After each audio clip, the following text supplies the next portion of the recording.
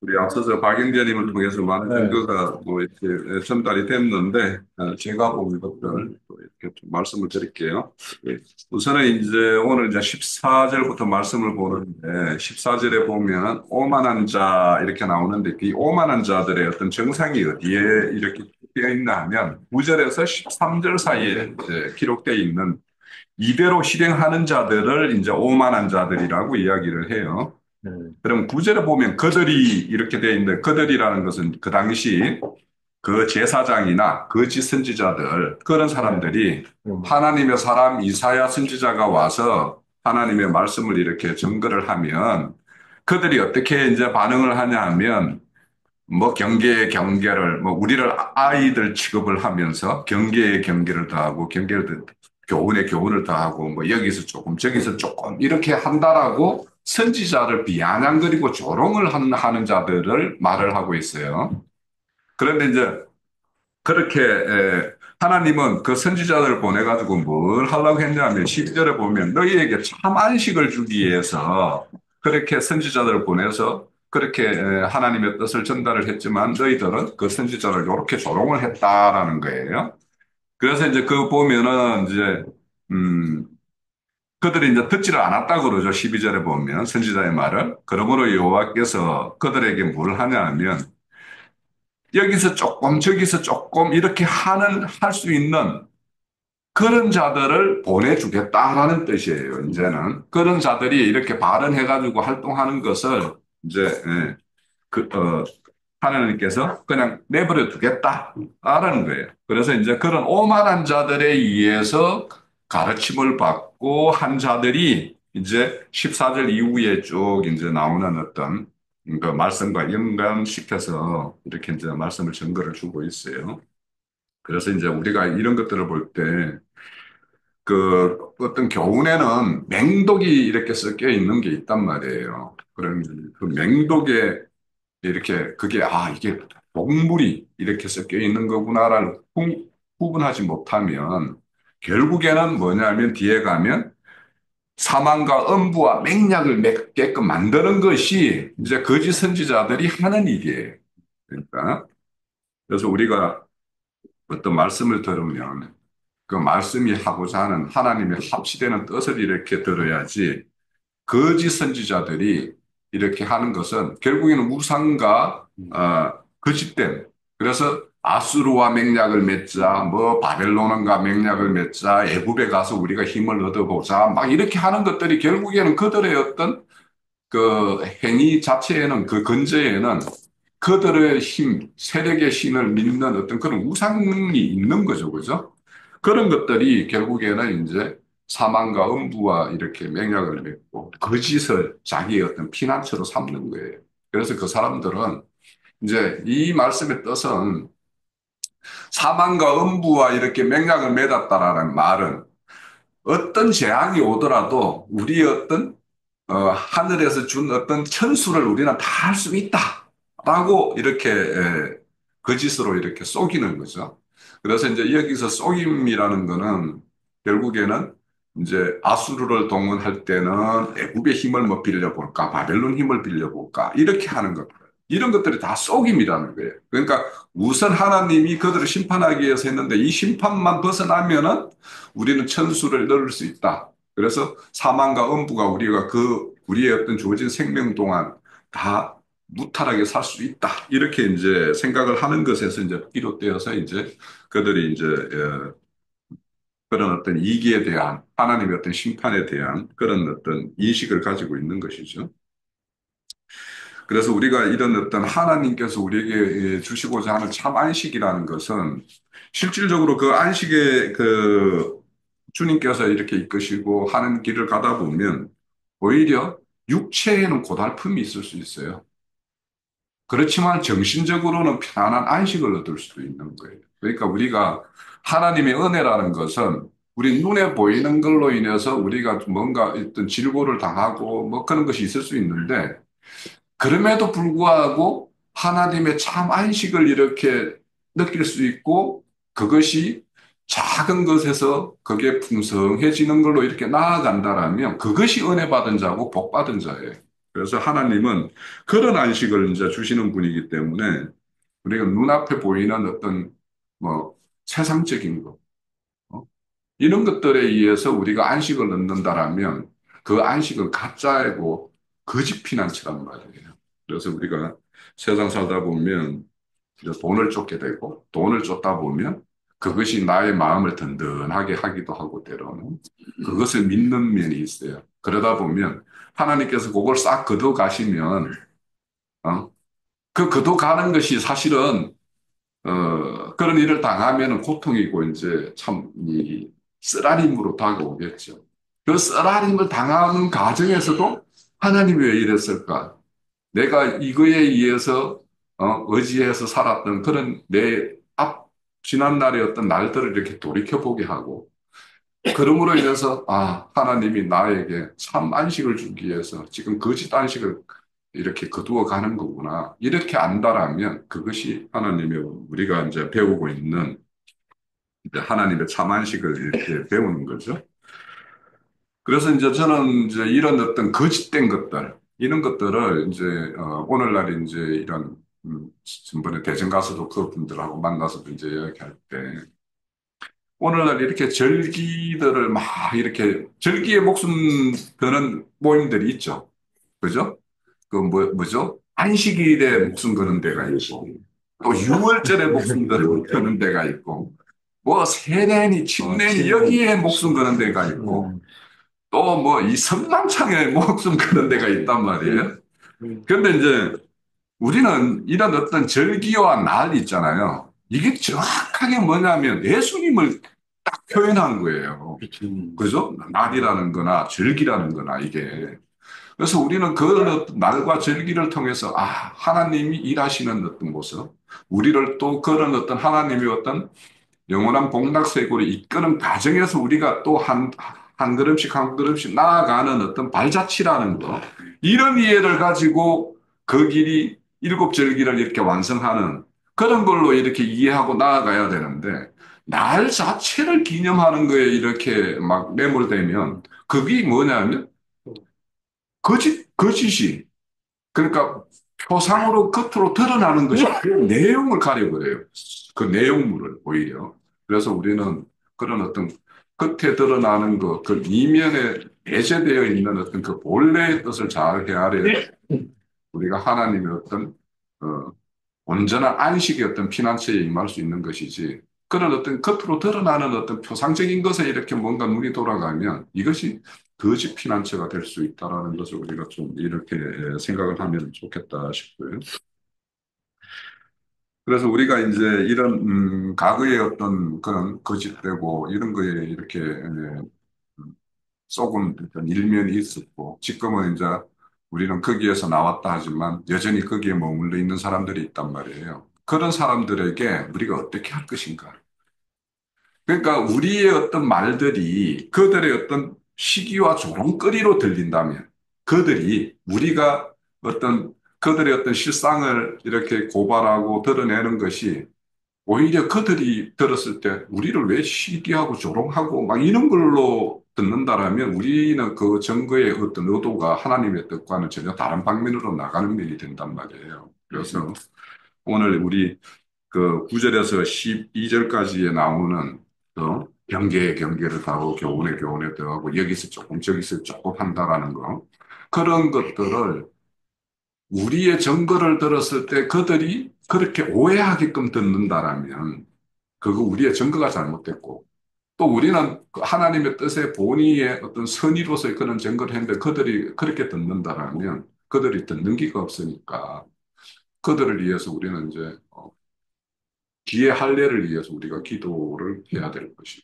우리가 그래서 그런 것이 결국에는 이제 16절에 보면 한 돌 이렇게 기초돌 이러잖아요. 그러면 기초돌 위에 건축되어 가는 것인데 건축은 나 혼자만 건축되는 게 아니에요. 또 우리가 여기 모여 있는 여기 있는 사람만 건축되어서도 안 돼요. 그러면 다른 사람들도 여기 건축에 이렇게 참여할 수 있게끔 하기 위해서는 그들이 이렇게 다듬고 이렇게 매무시가 되어야 될 어떤 그런 부분들을 우리는 하나님께 구하고 우리가 하나님의 뜻을 이렇게 그들이 오해하지 않게끔 전달하여서 그들이 우리의 어떤 뜻을 이렇게 잘 조금씩이라도 이렇게 받아들이게끔 하는 것. 이런 것이 우리의 어떤 일이고. 그런데도 끝까지 이제 완악한 거. 뒤에 가면은 뭐 대해양, 소해양 뭐 하는 거 있잖아요. 그래서 만약에 수레바퀴에 갈아야 될 것이 있으면 그런 자들에게는 우리가 쳐서 말을 해야 되는데 그렇지 않은 자들에게는 막대기로 살살살살 이렇게 하는 것이 우리의 어떤 전도 방법에서도 이제 우리가 적용돼야 될 부분이라고 생각이 돼요. 네. 자, 여기에 이제 한돌이라는 거는 하나님께서 이제, 여기 한돌이라는 거는 하나님의 말씀이 한돌일 수도 있고, 그죠? 그러니까 또 이 말씀이 이제 깨우쳐서 그 어떤 심령이 성전이 된 것이 하나의 기초가 될 수도 있고, 또 그 성전된 우리 지체들이 모여서 한 무리를 이루었을 때 그것이 한 민족이 되고 한 나라가 되고 뭐 이런 것이 이제 되어 가는 것이 이 한돌의 기초돌이 세워지는 어떤 기본적인 목적이에요. 그런데 그것에 반하게 되면 이 돌은 남에게는 시험하는 돌이 되고 걸림이 되는 돌이에요. 그래서 그러면 누구에게 걸림이 되고 누구에게는 기초돌이 되는가? 그러면 하나님의 말씀에 의지해서 이렇게 자기 인생을 경영하는 사람에게는 기초돌이 되고 머릿돌이 되고 모퉁이 돌이 되지만 자기의 인간 생각을 내려놓지 못하고 그것에 의해서 남이 하나님의 어떤 진실된 증거를 들을 때 조롱하고 뭔가 요런 어떤 그런 관점을 거기에서 벗어나지 못한 사람들에게는 시험하는 돌이 되고 그들을 넘어뜨리는 돌이 돼요. 그래서 이 한돌은 다니엘서의 2장에 보면은 치는 돌로 나와요. 그러니까 이거는 내 안에 우상과 뭔가 하나님 외의 것을 의지하는 뭔가가 있으면 그것을 반드시 치는 돌이에요. 네. 그래서 그걸 깨부수는 돌이기 때문에 이 아픔은 우리 인생 가운데서 우리 어떤 구원을 이루는 어떤 면에서는 반드시 우리가 그거에 의해서 침을 당하는 부분이 있어요. 아마 그게 다 각자에게는 누구에게는 뭐 음, 그 여자의 어떤 사건, 누구에게는 금전적인 사건, 뭐 여러 가지 모양으로 그 사람 안에 하나님 외의 것에 이렇게 경도되어 있는 부분이 있으면 그것을 바로잡기 위해서는 치는 돌이 역할을 해요. 그래서 이런 침을 당하는 것은 아까 박영재님도 감사로 받아야 된다고 그러는데 침을 당할 때는 분명히 쓰라림이에요. 분명히 아파요. 아프지만 그런데 하나님의 어떤 음성에 귀 기울이고 하나님의 행사에 이렇게 뭔가 염두에 두는 사람은 그 쓰라림과 아픔 가운데서도 하나님이 나에게 어떤 나의 모습을 이렇게 드러내시네. 자기만이 알고 있는 뭔가가 있는 거예요. 맞아요. 그죠? 네. 그거는 나 역시 그렇고. 그래서 저는 이제 하나님의 어떤 이제 뒤에 보면 행사가 기묘한 어떤 그런 걸로 이렇게 표현하는데 하나님은 우리보다도 우리 자신에 대해서 더 잘 아시는 분이고 그러니까 우리가 세상에 빠져 있을 때 그렇게 우리가 교만하려고 한 게 교만이 아니었잖아요. 그게 그런데 우리가 알고 보면 그게 지난날의 교만이었고 또 지난날 또 지나고 보면 남에게 내가 선의로 했는데 이것도 내 자랑질이었을 수도 있고 뭐 나를 드러내는 일이었을 수도 있는 거예요. 그래서 그런 것들에 대해서도 이제 그런 하나님의 어떤 일하심을 이렇게 볼 수가 있죠. 그런데 이제 아까도 말했듯이 17절에서부터 보면 나는 정의의 측량줄로 삼고 공의의 세울줄로 삼는다. 그러면 하나님의 정의와 공의가 이렇게 강같이 흐르는 세계가 되려면 거기에 반하는 것들은 거침없이 밀고 나가겠죠. 하나님은 공의와 정의의 물결에 의해서 그죠? 강같이 흐른다라면 거기에 반하는 것은 다 실려 내려갈 수밖에 없어요. 그래서 여기에 보면은 이제 거짓 피난처로 삼는 자들. 그들에 대해서 만약에 공의로운 어떤 심판이 없다라면 구원도 없는 거예요. 그러니까 우리가 내 스스로가 하나님의 어떤 공의와 정의에 의해서 정맞은 것이 없으면 내 안에 정의와 공의가 하나님의 정의와 공의가 안 세워져요. 그래서 우리가 각자가 하나님에 의해서 얼마나 정을 받고 이렇게 해서 내 안에 하나님의 정의와 공의가 이렇게 세워졌는가 이것이 바로 우리의 구원이에요.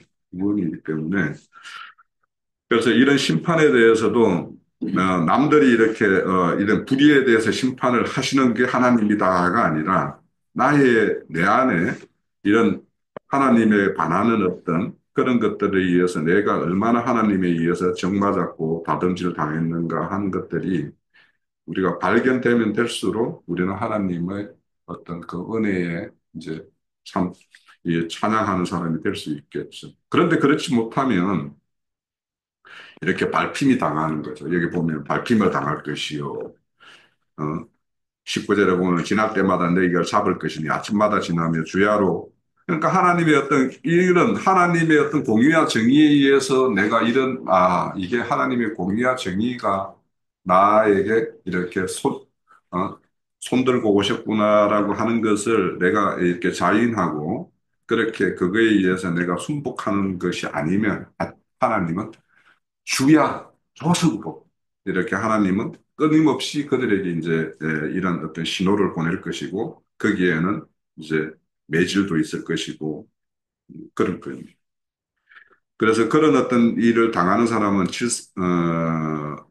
그래서 침상이 짧아서 능히 몸을 펴지 못할 것이며 이불이 좁아서 능히 몸을 싸지도 못할 것이라 이렇게 했어요. 그러니까 자기 스스로 침상을 마련하고 이불도 준비하고 했지만 그것이 자신의 어떤 따스함이나 편안함을 주는 것이 아니라 내가 하나님의 어떤 반하는 그런 것이 있는 만큼 하나님의 세계에 들어오면 시달림을 당하는 거예요. 하나님과 그 사람이 만약에 하나님 세계에 들어온 사람인데 그 사람 안에 불의가 이렇게 자리 잡고 있는데 공의의 하나님이 많이 둔다라면 그 사람은 그 공의의 세계에 참여한 자가 아니겠죠. 그러니까 그거를 이렇게 들쑤셔서 그의 어떤 마음속에 이렇게 침전되어 있는 그런 어떤 그 부정한 것들, 이는 찌꺼기들, 이런 것들이 다 이렇게 끌어올리는 것이 하나님께서 각자에게 사건과 환경을 통해서 막 이렇게 뒤집어서 내재되어 있는 그런 어떤 찌꺼기들을 다 끌어올려줘. 이것이 다 정화가 되어야지 우리가 온전한 의인이고 또 의인의 길을 갈 수 있는 사람이 될 거예요. 자, 그래서 이제 그런 어떤 이렇게 불의한 자, 하나님의 어떤 공의와 정의에 이렇게 불의한 자에 대해서는 21절에 보면 불화심상에 같이 일어날 것이다. 그러니까 하나님의 이 불화심이라는 것은 하나님의 심이에요. 신다라는 거예요. 부순다라는 뜻이에요. 불화심이라는 자체가. 그러니까 하나님이 이런 어떤 이런 불이하게 하나님의 어떤 경고 이런 것들을 이렇게 듣지 않고 오히려 하나님의 사람들을 조롱하고 이렇게 하는 사람들에 대해서는 하나님의 노가 산을 이루는다라는 거예요. 불임산과 같이 산을 이루어서 이 노가 마침내 이렇게 터져 나올 수밖에 없는 그러니까 하산이 폭발하듯이 하나님의 노가 폭발할 수밖에 없는 것을 이렇게 말씀을 하는 거예요. 그래서 여기에 브라심산에서 노는 하나님이 블레셋 족속들을 다윗에 의해서 이렇게 그 침몰시키는 어떤 그런 사건을 이렇게 들어서 이렇게 오시는데 이런 역사적인 어떤 다윗에 의해서 행했던 일들이 너희들에게도 남유다 너희들이 하나님의 경고를 듣지 않는다라면 이것이 필연적으로 이런 노를 하나님의 노로부터 피할 길이 없다라는 것이 이제 22절까지의 어떤 말씀이고요. 그리고 23절부터는 들어라 이렇게 말을 해요. 내 목소리를 들어라. 그러면 여기 이제 파종하고 뭐 개간하고 이렇게 각 그 소양과 뭐 대양 이렇게 줄 심는 거는 하나님이 뭔가를 개간을 한다라면 거기는 파종을 하기 위해서 하는 거예요. 그죠? 그러면 여기서 개간은 뭘로 할 것인가? 이것이 아까 누구에게는 하나님의 공의 세계에 들어왔는데 그 사람 안에 우리가 가득하더라면 하나님이 돌로 치는 거예요. 치서 그것을 부수는 거, 부숨으로 인해서 그게 개간되는 거예요. 그러니까 이게 하나님의 어떤 그 침이 나의 이런 메마른 땅, 잘못된 거, 이런 것들을 개간하고 있구나라고 이렇게 받아들이면 거기에는 파종이 되는 거예요. 파종이 되고 그게 추수가 이루어지고 이렇게 하는데 그럼 하나님은 대양 심을 때 대양 심고 소양 심을 때 소양 심고 각자 심을 이치가 있다라는 거예요. 그러면 여기에 도예양이다, 소예양이다라는 건 각자, 우리 각자의 어떤 모습이에요. 누구는 소예양, 누구는 대양, 누구는 소맥, 누구는 대양, 누구는 길이. 그러면 각자의 이치에 심어서 하나님은 그것을 파종을 하는 것인데, 그런데 이제 이렇게 하는 것이 하나님의 목적인 거예요. 그러니까 심판의 뒤에 보면은 하나님이 그 알맹이를 다 부수겠느냐, 부수겠느냐 하는 거예요. 그러니까 알맹이를 얻기 위해서 하는 일이기 때문에 그래서 하나님이 하는 어떤 행사를 볼 때 이것을 어떻게 볼 것이냐. 그러니까 단순히 내가 매 맞아가지고 매 아픔만 생각할 거냐. 이게 하나님이 나한테 주는 경고이고 하나님이 나를 사랑하셔서 이렇게 나를 이렇게 정으로 다듬고 있는 거구나라고 생각을 하면 여기에 보면은 하나님이 의존하는 자는 다급하지 않을 것이다라는 말이 있죠. 이런 일들이 하나님이 하는 일이라고 생각하는 사람은 그러면 그때부터는 침묵해야 되고 조용히 하나님의 어떤 손길이 어디로 인도하는가를 이렇게 간주하면서 인도하는 대로 가는 거예요. 그런데 인간의 생각이 앞서게 되면 자기 스스로 아까 박영재처럼 뭐 올무에 갇혔는데 막 자기 생각으로 막 벗어나려고 하다 보면 더 꿈꾸고. 꽁꽁 있죠. 우리 보기 좋은 박영재가 그렇잖아. 나 그거 너무 실감나. 그래서 우리에게 좋은 어떤 믿음의 본보기가 있고. 그래서, 근데 이거는 박영재만이 아니고 말은 안 해서 그렇지. 나도 똑같아. 나도 다 당하고 있어요. 예? 그래서 이런 어떤 손길을 쓰라림을 당하면서도 이게 하나님이 나를 사랑하는 방식이구나라고 아는 것이 복이고 깔기만 하는 것이 아니라 그분의 어떤 손길이 이끄는 대로 이렇게 끌려가는 거 있잖아요. 코 끼어서 끌려가는 거. 그게 이제 그걸 통해서 우리의 어떤 뭘 배우냐면 온유함을 배워요. 그러니까 온유함이라는 것은 반대는 뭐냐면 거친 거 아니에요. 거친 거는 뭐냐면 인간 생각이 으로 행하면 여기도 쑤셔보고 저기도 쑤셔보고 막 이거 저거 자기가 동원해 볼 수 있는 방법을 다 동원하는 것이 사실 거친 인생을 사는 거거든요. 그런데 온유함이라는 것은 조용히 뭔가 이런 일이 당했을 때, 하나님의 어떤 손길은 틀림이 없다라고 이제 인식이 되면 그 이후부터는 어떻게 행사하시는가 이렇게 조용히 이렇게 행하는 것이기 때문에 다급함이 없다라는 거예요. 그래서 거기에 보면 이제 이 추수하는 방법에도 그렇죠. 이게 여기에 돌이깨질이다 이런 것들이 결국에는 우리 인생에서 이렇게 당하는 어떤 사건들이에요. 그리고 또 하나님, 또 지혜 있는 사람은 하나님 말씀에 의해서 침을 받는 것이고 내가 하나님 말씀에 의해서 내 양심에 이렇게 막 찔림을 받는 거 이런 것들이 다 돌이깨질인데 그러니까 완악하고 그런 사람에게는 여기 반드시 수레바퀴로 뭐 아니면은 짐승의 발 밑에 밟히는 그런 어떤 그 하나님의 어떤 행사가 있을 것이고 순전하게 우리가 이렇게 참깨나 요런 거는 톨톨톨톨 털잖아요. 그죠? 그런 것처럼 그냥 순수하게 하나님의 어떤 그 일에 손들고 나오는 사람에게는 가벼운 걸로 이렇게 하는 것이 하는 일이고 이거는 두 가지 우리가 23절에서부터 쭉 이렇게 농사 짓는 어떤 법으로 이렇게 하는 거는 두 가지로 봐야 돼요. 구원의 방법에서도 이렇게 하시고 심판을 이렇게 지금 여기들은 하나님이 심판의 경고를 하는데도 경고를 안 들어요.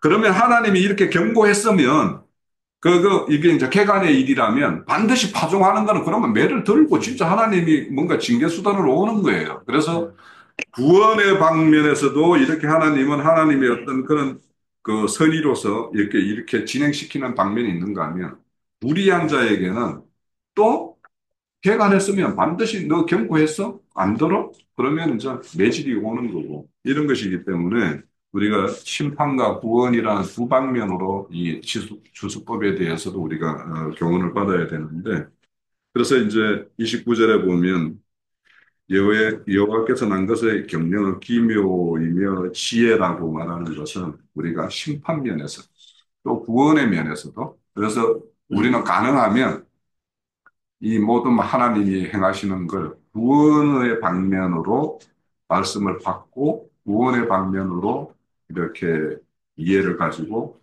그 방면으로 이끌림을 받는 그런 것이 오늘 이제 되어야지.